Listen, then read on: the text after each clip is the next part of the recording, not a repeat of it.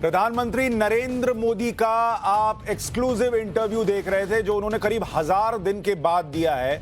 और ये इंटरव्यू इसलिए भी अहम है क्योंकि माफ कीजिएगा, उत्तर प्रदेश में चुनाव है और वहां पर चुनाव के वक्त कल वोटिंग होनी है पहले चरण की, उससे ठीक पहले प्रधानमंत्री का ये इंटरव्यू आया है। और इसमें प्रधानमंत्री ने बहुत सारे विषयों पर अपनी राय रखी, अपनी बात रखी। उत्तर प्रदेश के चुनाव, उत्तर प्रदेश में जो काम हुआ है, 5 राज्य जहां चुनाव होने हैं वहां बीजेपी की लहर चल रही है, ये भी इस इंटरव्यू में प्रधानमंत्री ने दावा किया।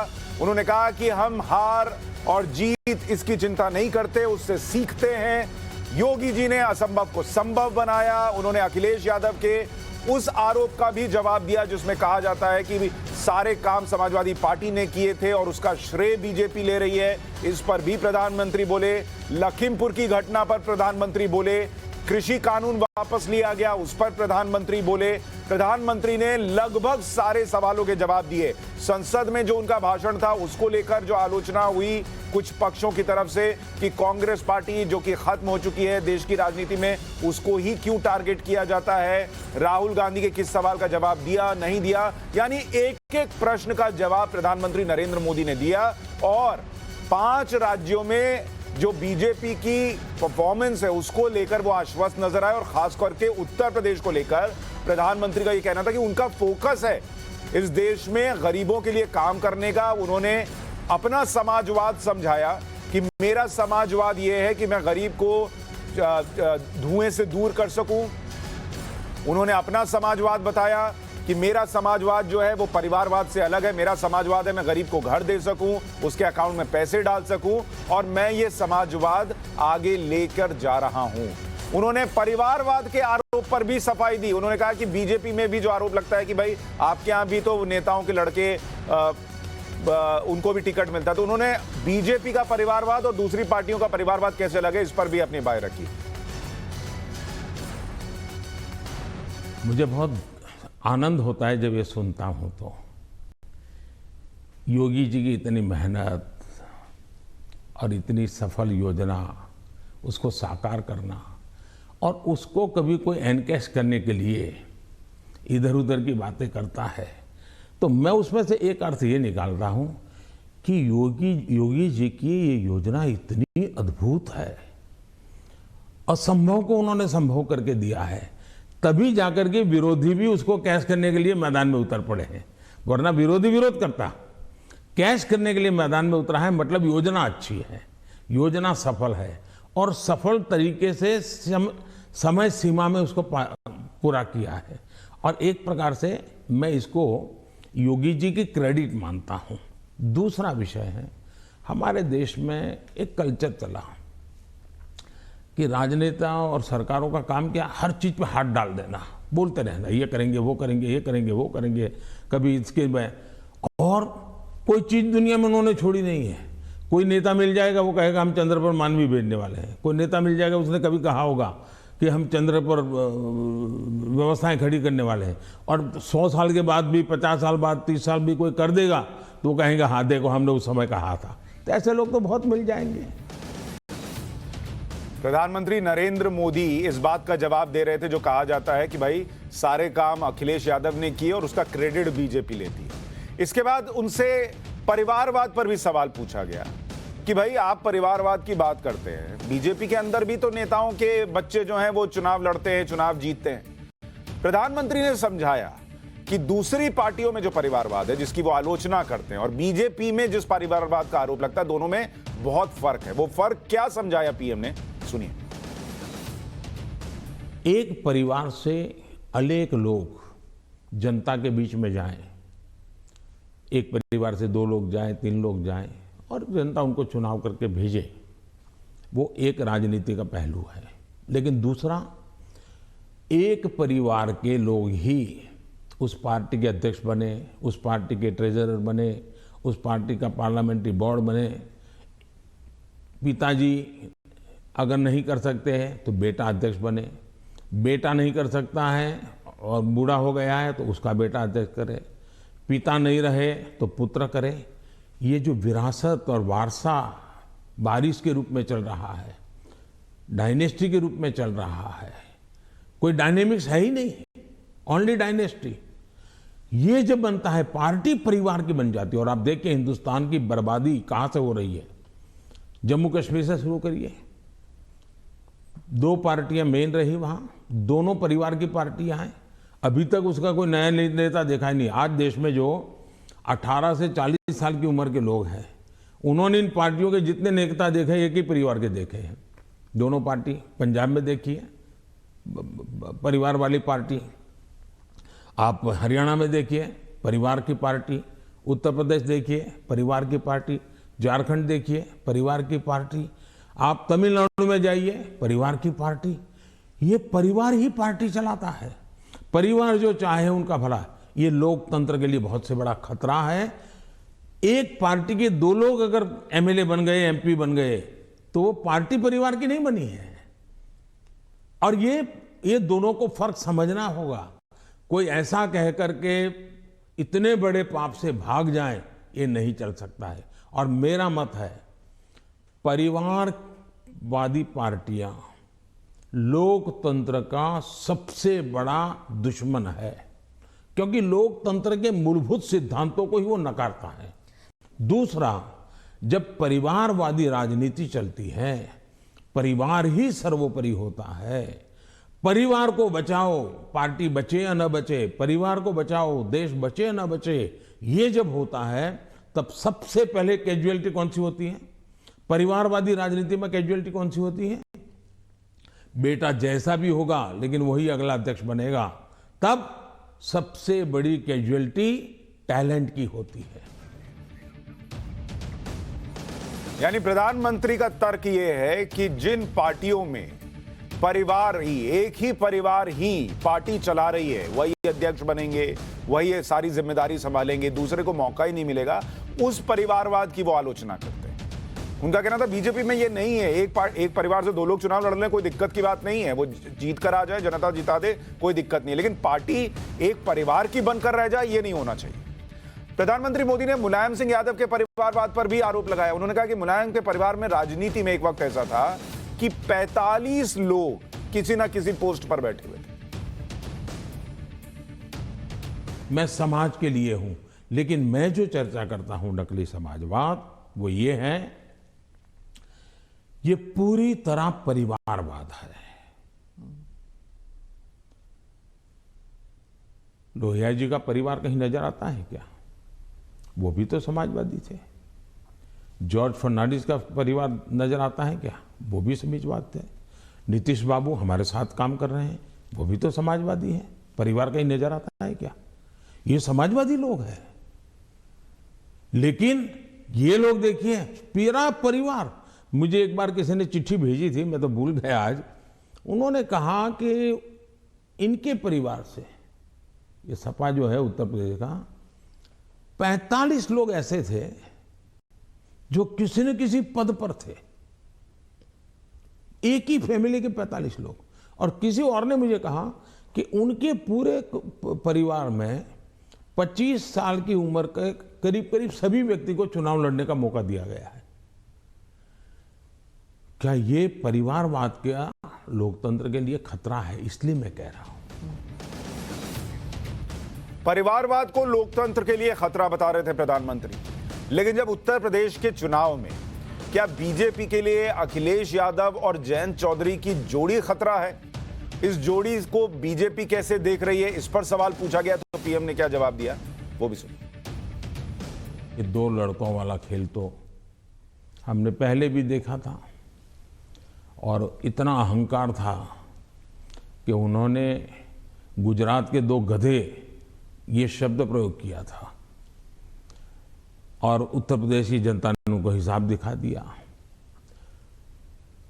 और एक बार तो 2 लड़के भी थे और एक बुआ जी भी उनके साथ थी, फिर भी उनके हाल नहीं बना। क्योंकि उत्तर प्रदेश इस प्रकार के जोड़ से, अगर किसी को 25 साल पर मताधिकार मिलता है, मान लो 25 साल पर चुनाव लड़ने का हक मिलता है, मान लीजिए, मताधिकार तो 18 साल में मिल जाता है, लेकिन 25 साल पर उसको चुनाव, लेकिन कोई पिताजी ऐसा कहे कि देखो मेरा ये बेटा है वो 10 साल का है, ये बेटा है 15 साल का, दोनों 25 के हो गए, उनको चुनाव लड़ने दो, तो कोई लड़ने देगा क्या? तो इस प्रकार के मेलजोल से चलता है क्या? हिंदुस्तान में भ्रष्टाचार ये दिमक की तरह देश को परेशान कर रहा है कि नहीं कर रहा है? ऐसे लोगों के खिलाफ जनता ने हर बार आवाज उठाई कि नहीं उठाई है? अगर मैं कुछ न करूं तो जनता मुझे माफ करेगी क्या? जहां से भी सरकार को जानकारी मिलेगी, सरकार ने कदम उठाना चाहिए कि नहीं उठाना चाहिए? और कदम उठाने के बाद अगर देश के खजाने में अरबों खरबों रुपये आ रहे हैं तो मेरी तारीफ होनी चाहिए। अच्छा, चुनाव के समय हिंदुस्तान में हर बार चुनाव चलता रहता है भाई, तो सरकार काम करना बंद कर दे क्या? चुनाव आप एक बार तय कर लीजिए भाई, 5 साल में एक बार ही चुनाव होगा, सब मिलकर के चुनाव लड़ेंगे, सभी राज्यों के साथ होंगे, केंद्र का साथ में होगा, सारा खर्चा भी बच जाएगा, तो फिर कभी ईडी भी नहीं दिखाई देगा, सीबीआई भी नहीं दिखाई देगा। अब क्या करे? वो तो सरकारी दफ्तर है, वो अपने अपने तरीके से काम करते हैं, वो स्वतंत्र तरीके से काम करते हैं। चुनाव बीच में आ जाता है, करेंगे क्या? वो तो अपने टाइम टेबल से चलते रहते हैं, जहां से उनको जानकारी मिलती है करते हैं, सरकार का उसमें कोई रोल भी नहीं होता है। इसी इंटरव्यू में प्रधानमंत्री से यह भी पूछा गया कि भाई उत्तर प्रदेश में 35 साल में कोई पार्टी लगातार 2 बार तो जीत कर आई नहीं, तो बीजेपी जीत कर आ जाएगी, ये कैसे होगा? तो प्रधानमंत्री नरेंद्र मोदी ने कहा कि उनके हिसाब से जनता ने मतदान का पैटर्न बदल दिया है। 2014, 17, 19 में वोट किया और 2022 में भी करेगी। एंटी इनकम्बेंसी के सवाल पर भी उन्होंने जो कहा वो भी आपको सुनवाता हूं कि 2014 में हमें वोट मिला, फिर 2017 में मिला, 19 में, हाँ। फिर 2019 में मिला, यानी 3 बार मिला। मतलब जो पुरानी थियरी है, एक बार आओ एक बार जाओ वाला, उत्तर प्रदेश ने पहले ही नकार दिया है। जब पहले ही नकार दिया है तो अब क्यों आगे बढ़ाएगा? भारतीय जनता पार्टी ने अनुभव किया है कि हमें 14 में स्वीकार किया, फिर काम देखा 17 में स्वीकार किया, काम देखा 19 में स्वीकार किया, काम देखा 22 में स्वीकार करेंगे। प्रधानमंत्री के इस इंटरव्यू के कुछ और हिस्से आपको सुनाऊं उससे पहले हमारे साथ संजीव श्रीवास्तव वरिष्ठ पत्रकार और हर्षवर्धन त्रिपाठी वरिष्ठ पत्रकार दोनों जुड़ रहे हैं। आप दोनों का बहुत बहुत स्वागत है। संजीव जी, पहले आपका रिएक्शन, प्रधानमंत्री का जो ये पूरा इंटरव्यू था, कई सारे सवाल थे जिस पर आज पहली बार देश उनको सुन रहा था, क्योंकि एक तो इंटरव्यू कोरोना काल के बाद बहुत दिन बाद हुआ और लगभग हर मुद्दे को छुआ गया। लेकिन शुरुआती हिस्सा जो अभी हमने दिखाया यूपी इलेक्शन को लेकर जो उन्होंने बातें कही और जो उन्होंने कहा कि प्रो इनकम्बेंसी है, इस इंटरव्यू को सुनकर आपको लगा कि वो कॉन्फिडेंस उनके अंदर दिख रहा है यूपी को लेकर? और आपका रिएक्शन क्या था इंटरव्यू पर? नहीं, बहुत ही कॉम्प्रिहेंसिव इंटरव्यू था। मुझे तो बहुत याद नहीं आ रहा कि मैंने लास्ट प्राइम मिनिस्टर का इतने सब विषयों पे बातचीत करने वाला इंटरव्यू कब सुना। तो बहुत कॉम्प्रिहेंसिव था, ज्यादातर सवाल पूछ लिए गए जो किसी के मन में थे। इस तरह के इंटरव्यूज में ज्यादातर जो एक समस्या होती है वो थी कि प्रश्नकर्ता सवाल तो पूछते हैं और सवाल थोड़े कठिन सवाल को भी कोई भी जना जब प्राइम मिनिस्टर से करता है तो उसको थोड़ा सा मुस्कुरा के और थोड़ा उसकी भाषा इस तरह की रखी जाती है कि वो ज्यादा कड़वाहट उसमें नहीं लगे। लेकिन एक जो ट्रेंड पिछले कुछ सालों से चल रहा है कि फॉलो अप क्वेश्चन नहीं होता।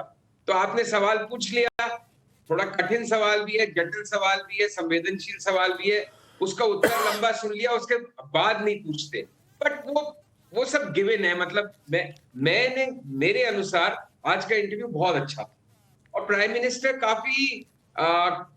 काफी विनम्रता से बोल रहे थे। मतलब आज इनमें जरा सी भी कोई प्राइम मिनिस्टर हूं मैं टाइप वाला एटीट्यूड नहीं था। कई बार ऐसा लगता है भाषणों में, इस खासकर जनसभाओं में, लेकिन आज वो और काफी मैटर ऑफ फैक्टली ये जो परिवारवाद वाली बात है वो बिल्कुल उन्होंने बहुत अच्छी तरह समझाई कि बीजेपी का परिवारवाद, राजनाथ सिंह जी का, मतलब उन्होंने किसी का नाम दिया, मैं ले रहा हूँ, किसी का बेटा और किसी का पुत्र होना, धूमल का अनुराग ठाकुर होना वो एक अलग बात है, और एक पूरी पार्टी पैरेटिस पे एक परिवार का कब्जा होना वो अलग बात है।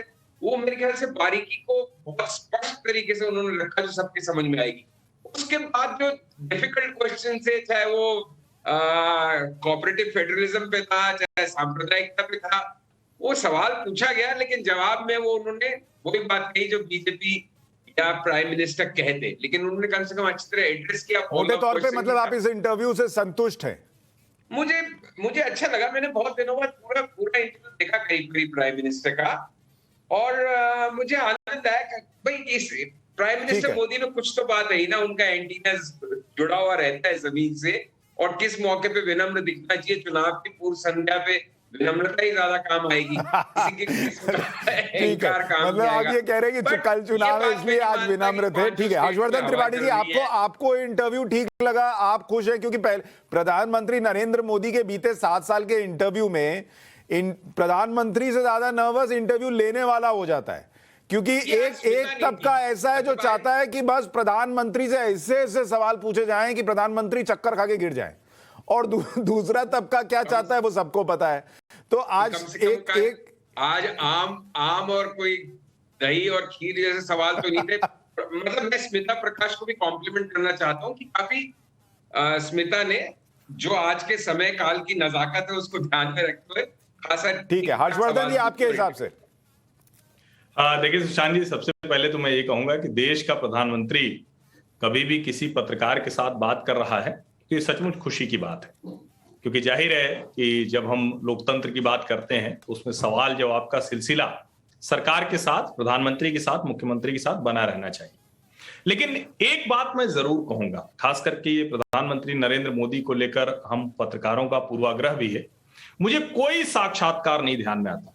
जब मैं कोई कह रहा हूं तो देश के प्रथम प्रधानमंत्री जवाहरलाल नेहरू से लेकर आज तक का कोई साक्षात्कार नहीं ध्यान में आता जो किसी प्रधानमंत्री की ग्रिलिंग हुई हो। तो फिर हम मोदी की ग्रिलिंग की क्यों उम्मीद करते हैं? नंबर 1। नंबर 2 ये कि क्या महत्वपूर्ण प्रश्नों को छोड़ा? मुझे लगता है किसी ने नहीं छोड़ा। इससे पहले भी आप अक्षय कुमार के इंटरव्यू को छोड़ दीजिए, वो दूसरा इंटरव्यू था, वो उसी अंदाज का था। लेकिन अगर हम पत्रकारों का देख रहे हैं और आज का जो साक्षात्कार था, बहुत गंभीर मुद्दों पर प्रधानमंत्री ने अपनी पार्टी, अपने विचार, उसको पूरी तरह से सामने रखा। मैं ये मानता हूं कि बहुत अच्छा साक्षात्कार था। संजीव जी से सहमत हूं, चुनाव की पूर्व संध्या पर है, जो पहले चरण के पहले मोदी जी रैली नहीं कर पाए थे, उसकी सारी कसर उन्होंने संसद में और यहां निकाली। संजीव जी क्या अच्छा, पहले संजीव जी पर आऊं, उससे पहले हर्षवर्धन जी छोटे में आप जवाब दीजिए। क्या कल की वोटिंग पर 2% 4% का ऊपर नीचे करेगा ये इंटरव्यू? 100%। मुझे लगता है निश्चित तौर पर आज का प्रधानमंत्री का जो ये साक्षात्कार है, और विशेष करके उन्होंने जो कहा, किसान हमारे लिए महत्वपूर्ण है, किसान के लिए हम सब कुछ करेंगे, कर रहे हैं, सीधे जिस तरह से चीजें हमने दी उसके लिए हमारी प्रशंसा होनी चाहिए। उन्होंने बहुत सी ऐसी बातें कही, मुझे लगता है कि निश्चित तौर पर इसका असर पड़ेगा। संजीव जी आपके हिसाब से कल असर पड़ेगा इस इंटरव्यू का? देखिए, मैं, हर्षवर्धन और आप, हम तीनों कुछ भी सोचे, लेकिन प्राइम मिनिस्टर के इंटरव्यू की टाइमिंग ही दिखा रही है कि उनको तो लगता है कुछ ना कुछ असर पड़ेगा।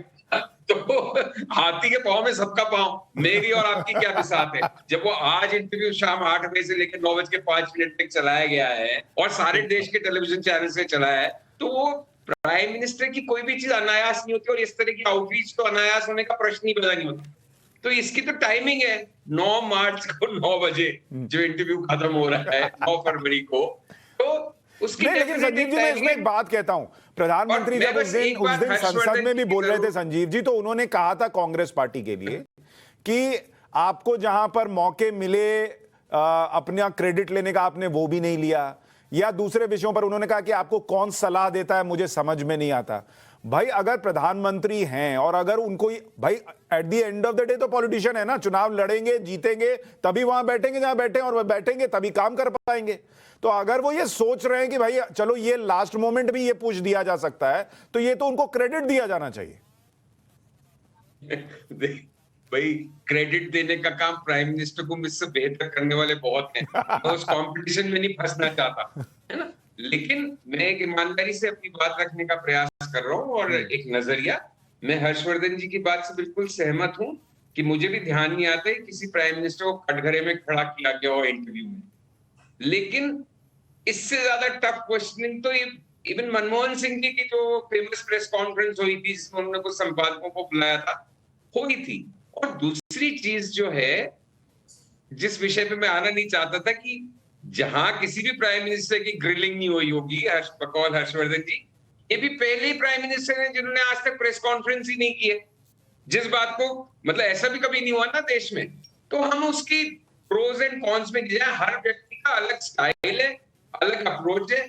मुझे लगता है कि करनी चाहिए, वो नहीं करने चाह रहे, प्राइम मिनिस्टर है, उनको अख्तियार है। मेरी जो प्रॉब्लम होती है कि बहुत सारे अच्छे प्रश्न पूछ लिए गए, एक भी विषय ऐसा नहीं रहा जो पूछा नहीं गया हो, लेकिन हर विषय पे जो सप्लीमेंट्री या फॉलो अप क्वेश्चन बनता था। भाई अगर हम आज प्राइम मिनिस्टर से बात कर रहे हैं तो देश का एक बड़ा मुद्दा हिजाब वाला मुद्दा है जो लड़कियां वहां पे कर रही हैं कर्नाटक में। मैं उसके पक्ष विपक्ष मेरी जो भी राय है, लेकिन देश में मुद्दे हैं, उन असली मुद्दों को हिंदू मुस्लिम एक जो दरार बढ़ रही है वो एक रियल ठीक है। इश्यू आज कंट्री के सामने है। सर देखिए, मैंने एक चीज तो देखी इस इंटरव्यू में, उसको जितने address- मसले कोर्ट में थे, प्रधानमंत्री उसमें से किसी पर भी अपनी राय देने से बचते आए, चाहे वो उनकी सिक्योरिटी ब्रीच का मसला हो, चाहे लखीमपुर का मसला हो, या फिर जो आज आप हिजाब वाली बात कर रहे हैं वो भी कोर्ट में है। मैं एक और बयान सुनवाना चाहता हूं उनका। यूपी में क्राइम कंट्रोल पर पीएम मोदी ने कहा कि आज यूपी में गुंडे हाथ जोड़कर कह रहे हैं कि जेल में डालो, इससे कुछ लोगों को तकलीफ हो रही है। बहन बेटी घर के बाहर नहीं निकल पाती थी, ये उत्तर प्रदेश ने देखा है। आज उत्तर प्रदेश की बेटी कह रही है कि मैं शाम को अंधेरा होने के बाद भी अगर कहीं काम है तो जा सकती हूँ। ये जो विश्वास पैदा हुआ है वो मैं समझता हूँ सुरक्षा के लिए बहुत जरूरी है। और ये तब हुआ है, उत्तर प्रदेश में एक समय था गुंडे जो चाहे वो कर सकते थे। आज स्थिति ये है कि उनको हाथ जोड़ के कहना पड़ता है कि यहाँ बाहर मुझे रहना नहीं है, या तो मुझे जेल में ही रखो ताकि वहाँ थोड़ी बहुत तो मेरी ज़िंदगी बच जाएगी, क्योंकि मेरे पाप। और हर कोई सरेंडर कर रहा है। बहुत से लोग हो सकता है सही रास्ते पर भी आ जाएंगे, जब देखेंगे कि भाई अच्छे रास्ते से भी जीवन जिया जा सकता है तो हो सकता है अच्छे रास्ते पर आ जाएंगे। लेकिन योगी जी ने सुरक्षा को प्राथमिकता दी है, कोई कॉम्प्रोमाइज़ नहीं किया है। कुछ लोगों को उसके कारण तकलीफ हो रही क्योंकि उनका कारोबार वही था। आज खास करके माताओं बहनों को जो सुरक्षा मिली है ये बहुत ही महत्वपूर्ण है। अब आप देखिए, इतना बड़ा कुंभ का मेला हुआ, यानी हमारे देश में हुए कुंभ के मेलों में सबसे बड़ा कुंभ का मेला योगी जी के कालखंड में हुआ। करोड़ों की तादाद में लोग आए, कोई कानून व्यवस्था की समस्या नहीं हुई, कहीं चोरी की भी खबरें नहीं आई, जेब कतरे की खबर नहीं आई। ये किसी भी समाज को संतोष देने वाला विषय है, ये गौरव करने वाला विषय है। और हिंदुस्तान में अगर सुरक्षा को प्राथमिकता दी जाए तो बुरा क्या है। प्रधानमंत्री नरेंद्र मोदी कॉन्फिडेंट थे कि यूपी में लॉ एंड ऑर्डर जो है वो बीजेपी और योगी सरकार का एक बहुत बड़ा प्लस पॉइंट है। उनसे यूपी में क्राइम कंट्रोल के तरीके पर भी सवाल पूछा गया, उस पर उन्होंने क्या जवाब दिया वो भी आपको सुनना चाहिए। देखिए, हिंदुस्तान की जुडिशरी वाइब्रेंट है, हिंदुस्तान की जुडिशरी बहुत ही सक्रिय है और कभी कभी तो प्रोएक्टिव है। अगर ऐसा कुछ भी हुआ होता तो हिंदुस्तान की जुडिशरी ने जरूर कदम उठाए होते। और पीआईएल करने वालों की कमी नहीं है हमारे देश में। ऐसी बहुत बड़ी जमात है जिनकी रोजी रोटी पीआईएल पर है, तो वो तो तुरंत पहुंच जाते हैं, लेकिन ऐसा कुछ नहीं हो रहा है। मतलब वो न्यायिक प्रक्रिया के आधार पर काम करते हैं। हर्षवर्धन जी, आप लगातार बीजेपी से भी चर्चा कीजिए और जो हमारे सहयोगी ग्राउंड पर गए हुए हैं वो भी कह रहे हैं, आप भी उत्तर प्रदेश में चुनाव को कवर कर रहे हैं, आप भी गए हैं जमीन पर। जो प्रधानमंत्री कह रहे थे लॉ एंड ऑर्डर को लेकर और बड़ी पिक्चर जो उन्होंने पेश की कि कैसे आप कुंभ से उठाकर देख लीजिए और बाकी जगहों पर जो लॉ एंड ऑर्डर का मसला है उसको भी देख लीजिए, यूपी चुनाव में भी क्या ये प्रधानमंत्री जो कह रहे हैं वो मुद्दा रहने वाला है लॉ एंड ऑर्डर का, और प्रधानमंत्री ने उसको आज याद दिलाकर एक तरीके से उसके दिमाग में डालने की कोशिश की है? नहीं, देखिए सुशांत जी, मुझे लगता है कि अगर हम उत्तर प्रदेश में कानून व्यवस्था की बात करते हैं तो चूंकि मेरा गांव वहीं है, मेरी पढ़ाई जिस शहर प्रयाग से हुई वो वहीं है, और अभी जहां मैं नोएडा में, मैं आपको बताऊं कि कानून व्यवस्था यहां के लिए बहुत बड़ा मुद्दा था।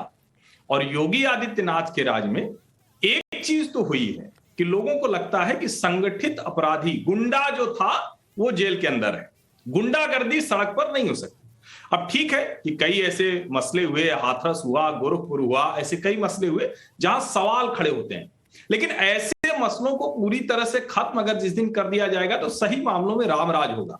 लेकिन जब गुंडा शहर का जेल के भीतर होता है, उसकी संपत्ति पर बुलडोजर चलता है, उसकी संपत्ति अवैध कब्जे वाली पर प्रधानमंत्री गरीब आवास योजना में घर बन जाता है, तो लोगों को भरोसा होता है। और एक बात मैं जरूर कहूंगा, चूंकि प्रधानमंत्री ने प्रयागराज कुंभ का जिक्र किया, मेरा शहर है, मैंने इतने वर्षों में किसी सरकार को कोई कॉन्क्रीट काम करते नहीं देखा। और मैं कहता हूं कि गुनाहों का देवता में धर्मवीर भारती लिखते हैं कि किसी ग्राम में देवता या नगर देवता की कल्पना होगी, जो इलाहाबाद के बारे में उन्होंने लिखा था। लेकिन लगातार वो इतना खराब होता गया, जाम, सड़कों पर अतिक्रमण, चौराहे खत्म होते गए, खूबसूरती खत्म होती गई। लेकिन जिस तरह से 2019 के कुंभ में योगी और मोदी सरकार ने काम किया है, वो अपने आप में अकल्पनीय है। एक आंकड़ा सिर्फ बता देता हूं, 7.5 मीटर से सड़क 15 मीटर चौड़ी हो गई। कोई पूरे शहर की इंटरनेशनल एयरपोर्ट जो प्रयागराज का बना है वो 11 महीने में बन गया। पूरा शहर 11 महीने में बन गया, स्मार्ट हो गया। जो वहां इंटीग्रेटेड ट्रैफिक कंट्रोल सिस्टम है वो शायद दिल्ली में होगा। तो निश्चित तौर पर यह सब असर करता है, और इसकी बात अगर प्रधानमंत्री करते हैं तो वजन बढ़ जाता है। संजीव जी, क्या यही वो बातें हैं जो प्रधानमंत्री जिसको लेकर कह रहे हैं कि एंटी इनकम्बेंसी छोड़िए, प्रो इनकम्बेंसी है यूपी में?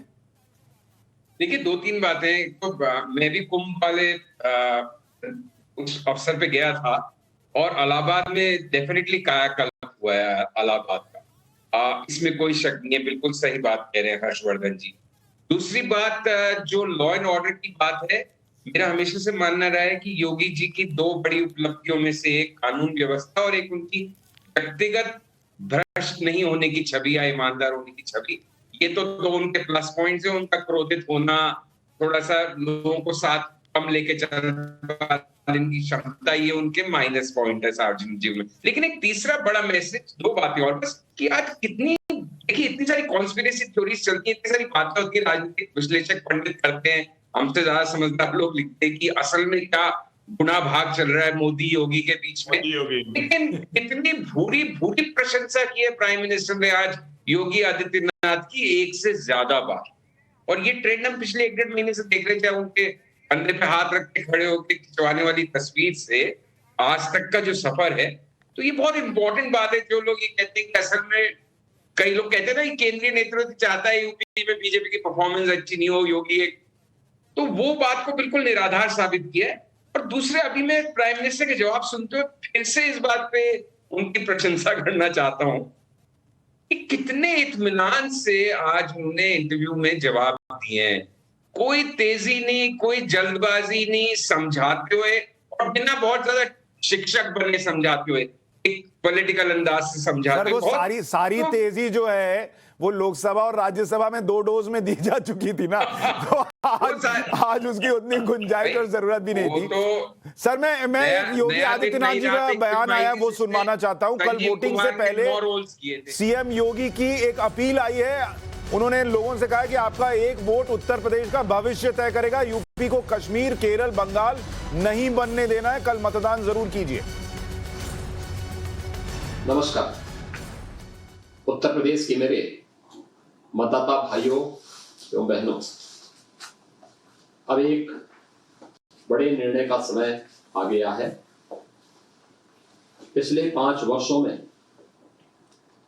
भारतीय जनता पार्टी की डबल इंजन की सरकार ने जो कुछ भी किया है पूरी श्रद्धा एवं प्रतिबद्धता के साथ किया, और जो कुछ भी कहा आपको भरोसे को मान रखते हुए उसे निभाया। आपने स्वयं सभी कुछ देखा है, और इन चुनावों तक आते आते ध्यान से सब कुछ सुना भी। और मुझे आपसे अपने दिल की एक बात कहनी है। इन 5 सालों में बहुत कुछ अभूतपूर्व हुआ। सावधान रहिए, आप चूके तो 5 साल की मेहनत पर पानी फिर जाएगा। और इस बार उत्तर प्रदेश को कश्मीर, बंगाल और केरल बनते देर नहीं लगेगी। आपका वोट मेरे 5 वर्ष की तपस्या पर आपका आशीर्वाद तो है ही, पर यह भी ध्यान रहे कि अब वोट आने वाले वर्षों में आपके भयमुक्त जीवन की गारंटी भी बनेगा। जय जय श्री राम। अब योगी आदित्यनाथ की अपील आ गई, दो वरिष्ठ पत्रकार हैं, उनका एक एक रिएक्शन तो चाहिए ही। सर हर्षवर्धन जी, क्या कल का वोट तय करेगा यूपी, केरल, बंगाल और कश्मीर बनेगा या नहीं? ये अपील क्या कह रही है? ये बहुत साफ है सुशांत जी। उत्तर प्रदेश को लेकर, और विशेष करके जब हम कहते हैं कि पश्चिमी उत्तर प्रदेश का ये जो पहला 2 चरण है, उसमें कहा जाता है कि भाई देखिए, एक वोट बैंक है, उस वोट बैंक में जरा सा भी इधर उधर हुआ तो सरकार तो तय हो जाती है किसकी बनती। 2014, 17 और 19 में भारतीय जनता पार्टी ने उस स्थापित जो एक कहें कि सिद्धांत चलता था उसको ध्वस्त किया है। अब जो डॉक्टर संजीव बालियान कहते हैं ना कि पछुआ हवा चलेगी तो फसल जो है वो पूरब में भी अच्छी होगी। मुझे लगता है कि ये जो पछुआ हवा ठीक चले और उत्तर प्रदेश के पश्चिमी हिस्से में जिस समीकरण को लेकर सपा और राष्ट्रीय लोकदल का गठबंधन आश्वस्त है, उसको सीधे सीधे निशाना बनाते हुए योगी आदित्यनाथ का ये बयान आया है। और प्रधानमंत्री का इंटरव्यू, साथ में ये अपील, निश्चित तौर पर ये कोशिश वही होगी कि 2017 और 19 वही कुछ रहे, गड़बड़ ना होने पाए। संजीव जी, ये 80-20 को थोड़ा दूसरी भाषा में कहा गया है क्या? बिल्कुल सांप्रदायिक अपील है। बिल्कुल मुझे तो अच्छा नहीं लगा ये भाषा सुनकर। अगर आप चुनाव के पूर्व संध्या पे इतने नर्वस हैं कि आपको यूपी के केरल, पश्चिम बंगाल और कश्मीर बनने का खतरा, तमिलनाडु बनने का खतरा क्यों नहीं है, झारखंड बनने का खतरा क्यों नहीं है, कई जगह आपकी सरकारें नहीं है। मतलब सीधे सीधे एक वर्ग विशेष और धर्म विशेष की तरफ उंगली उठाए कह रहे हो देखो ये लोग वापस पावरफुल हो जाएंगे, इनसे संभल लो, ये ऐसी राजनीति। योगी जी, खैर योगी जी का ऐसा बोलने से मैं आश्चर्य नहीं है, लेकिन मुझे अच्छा जरूर नहीं लग रहा, क्योंकि अगेन आप खेलिए ना, ईमानदारी का खेल खेलिए, सभी देश के नागरिक हैं, उसमें इस तरह की भाषा का प्रयोग करना, ये आप देश को जोड़ थोड़ी रहे। कहां तो अभी प्राइम मिनिस्टर सबका साथ, सबका विकास, सबका विश्वास की बात कर रहे हैं और वापस से वही खाई। इसमें कोई कंफ्यूजन थोड़ी है, इसको आप कैसे समेटोगे, इस पे क्या लीपापोती कर सकते हो? जो बोले हम बोले, सुना है केरल, पश्चिम बंगाल और कश्मीर, मतलब क्या है? मुसलमान हावी हो जाएंगे, यही तो मतलब है, और क्या है? हर्षवर्धन जी, नहीं, निश्चित तौर पर जो कह रहे हैं संजीव जी वो बात सही है, लेकिन इसका एक दूसरा पहलू भी है। उत्तर प्रदेश के चुनाव में जाट मुसलमान जुड़ जाएंगे, कौन लेकर आया? भारतीय जनता पार्टी तो नहीं लेकर आई थी। तो निश्चित तौर पर हम इसको ऐसे देखते हैं कि देखिए, वो ये कह रहे हैं कि मुस्लिम वोट नहीं है, लेकिन क्या सभी पार्टियां अपने वोट बैंक के लिहाज से रणनीति नहीं बनाती हैं? और केरल और कश्मीर के संदर्भ में यह सिर्फ हिंदू मुसलमान भर नहीं है। केरल और कश्मीर के संदर्भ में जो एक बात कही जाती है, और विशेष करके कश्मीर के संदर्भ में, कि वहां से लोगों को संविधान विरोधी तरीके से भगाया गया, गैर लोकतांत्रिक तरीके से भगाया गया। पश्चिम बंगाल को लेकर एक बात कही जाती है ना कि वहां पर जिस तरह से एक कंसोलिडेशन ऑफ वोट्स हो गया, उसमें भाजपा खत्म हो गई, 3 से 77 पहुंची, फिर भी कहा गया कि नहीं कर पाए। तो मुझे लगता है कि ये बात सुनने में तो अच्छी नहीं लगती। निश्चित तौर पर कोई भी हिंदू मुसलमान करे, जाट करे, गुजर करे, ब्राह्मण राजपूत करे, दलित करे, पिछड़ा करे, लेकिन भारतवर्ष में इस तरह की राजनीति 85-15 बहुत पहले से चल रहा था। 80-20 इस चुनाव में आया। अच्छा होगा, आदर्श स्थिति होगी कि ये सारे इस तरह के नैरेटिव बनाने वाले जो बयान है वो नेता देना बंद कर दे। सर लेकिन वो होता नहीं है, और वो मैं ये नहीं कहूंगा ये सुनने में अच्छा लगे या बुरा लगे, लेकिन ये हो सब तरफ से रहा है।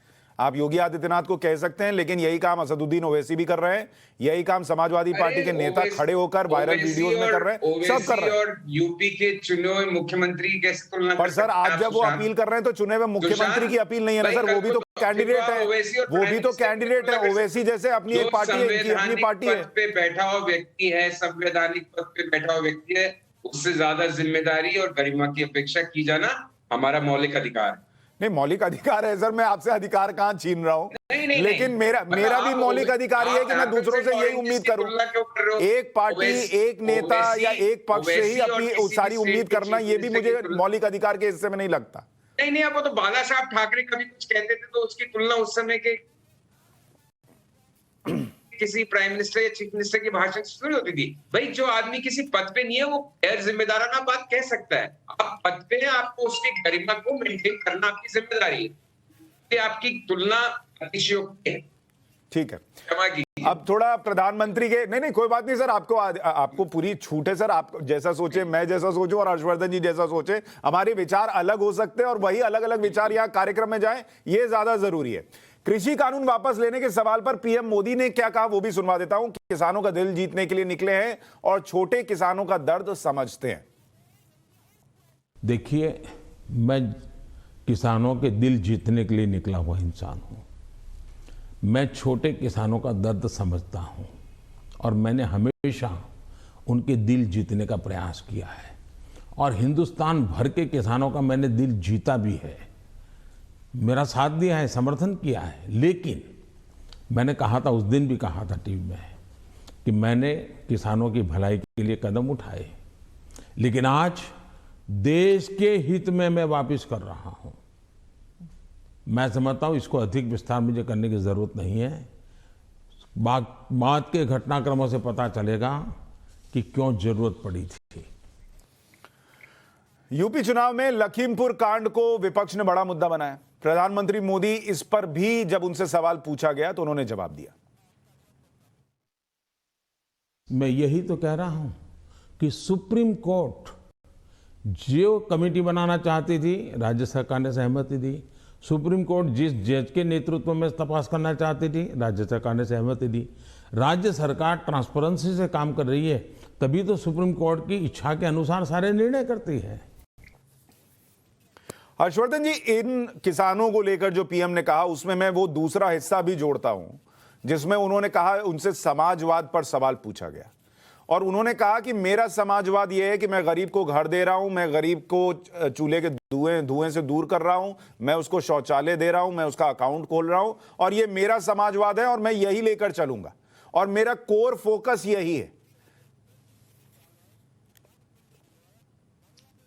नहीं, सुशांत जी, मुझे लगता है कि ये बड़ा महत्वपूर्ण प्रश्न है और इस पूरे साक्षात्कार का सबसे महत्वपूर्ण प्रश्न इसे मैं मानूं।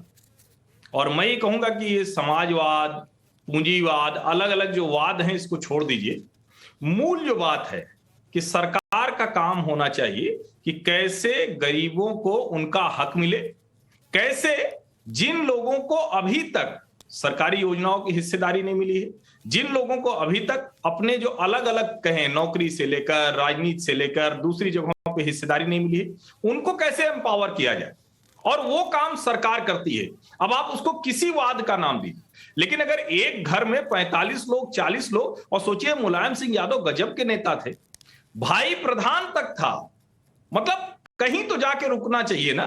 प्रधान, जिला पंचायत, ग्राम पंचायत, क्षेत्र पंचायत, सांसद, राज्यसभा सांसद, विधान परिषद, तो समाजवाद ऐसे तो नहीं हो सकता है ना। और जब वो लोहिया जी का नाम लेते हैं तो भारतीय जनता पार्टी के किसी नेता का नाम लेकर आप बताइए जिसने कहा हो। आप अभी संजीव जी ने राजनाथ जी का नाम लिया, कम लोग जानते हैं कि पंकज सिंह को 2 बार टिकट मिलना इसलिए नहीं हुआ क्योंकि वो राजनाथ जी के बेटे थे। अटल जी चाहते थे लेकिन राजनाथ सिंह ने मना कर दिया कि मैं रहूंगा यहां और मेरे बेटे को टिकट मिल जाएगा। तो समाजवाद, पूंजीवाद या जो अलग अलग वाद होते हैं उसको छोड़िए, मूल काम ये कि क्या आप ईमानदारी कर रहे हैं क्या। संजीव जी, क्या प्रधानमंत्री का जो प्रो इनकम्बेंसी वाला बयान है और जो कॉन्फिडेंस दिख रहा है यूपी को लेकर, वो इस बयान से कि मेरा समाजवाद जो मैं लेकर चल रहा हूं, जिसकी उन्होंने परिभाषा दी और जो उन्होंने उस दिन संसद में कहा था कि इस देश का गरीब जो है वो ऐसा नहीं है कि आपने उसके लिए कुछ किया तो भूल जाएगा, तो क्या वो ये कैलकुलेशन कर रहे हैं कि अगर मैंने किसी को गरीब को घर दिया और यूपी में मान लीजिए 20 लाख 40 लाख घर गए और उसमें एक घर में 4 लोग हैं, तो क्या वो 4 लोग भी ऐसे होंगे जो भूल जाएंगे कि उनको घर मिला है और वोट किसी और को दे देंगे? अगर किसी को शौचालय मिला है और उसमें 5 लोग घर में हैं या 4 लोग हैं, तो क्या वो भूल जाएंगे कि उनको ये मिला है सरकार की तरफ से और किसने दिया है? भाई सबसे पहले तो बहुत शॉर्टली मेरी राजनाथ सिंह जी पे लेके कोई आलोचना करने की बात नहीं थी। मैं तो उस पॉइंट को इस तरह से कह रहा था कि वो राजनाथ सिंह जी हो चाहे अनुराग ठाकुर हो, परिवारवाद की परिभाषा बीजेपी में बिल्कुल अलग है और एक्सेप्टेबल है इतना परिवारवाद जो प्राइम मिनिस्टर कह रहे थे। और दूसरे जैसे अभी हम मुलायम सिंह जी के परिवार की बात कर रहे थे, वो एक बिल्कुल अलग लीग में, अलग जोन में ले आता है परिवारवाद को। तो वो सेपरेट इशू है जहां परिवार का कब्जा हो पार्टी पर, यहां तो किसी का कब्जा नहीं है।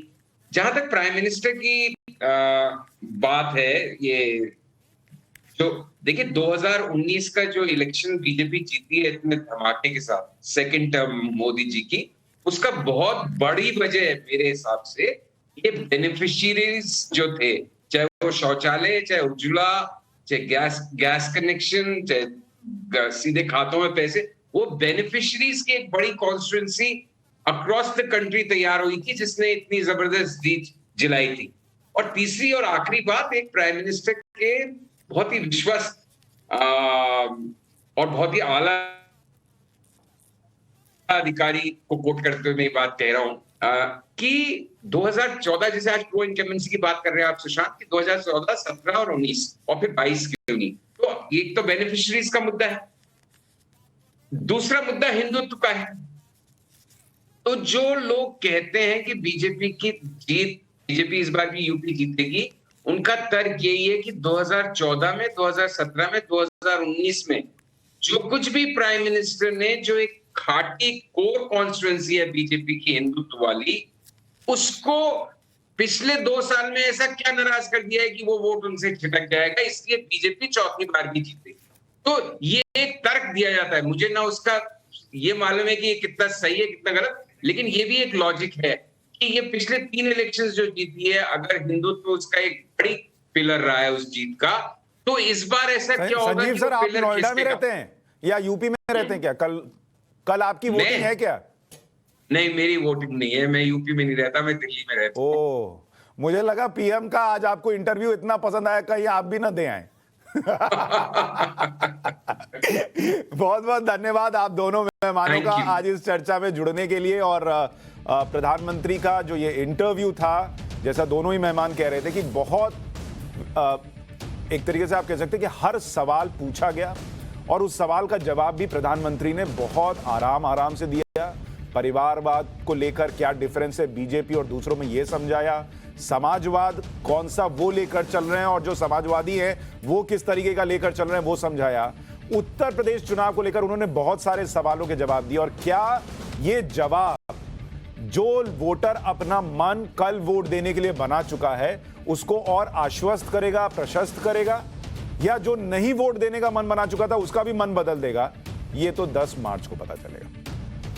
पाठशाला में आज के लिए इतना ही। छोटा सा ब्रेक के उस पार ओपिनियन इंडिया।